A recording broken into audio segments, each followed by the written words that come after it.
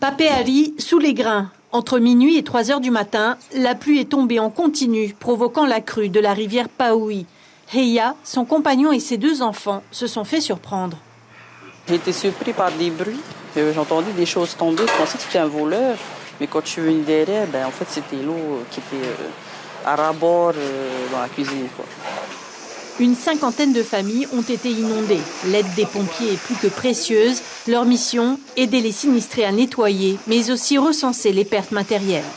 On répertorie tout ce qui a été touché et ensuite on fait un état. Et ici, en l'occurrence? Oui, là, ça a bien été touché au niveau des appareils électriques.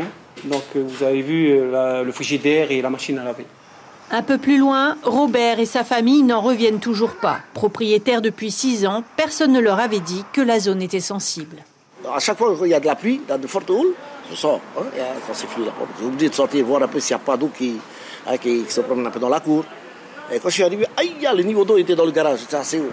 À ce moment-là, je me suis dit, je ne pouvais pas attendre parce que je voyais, il restait de ça sur la dalle de ma maison, à 5 cm de la maison et que ça rentre dedans.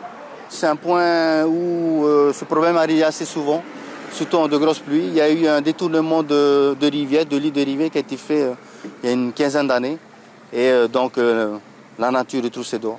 Et c'est donc le quartier Mataraoa qui en pâtit à chaque fois. Heureusement, les dégâts ne sont que matériels. 3 personnes âgées ont dû être évacuées par sécurité, mais elles sont finalement rentrées chez elles ce matin, saines et sauves.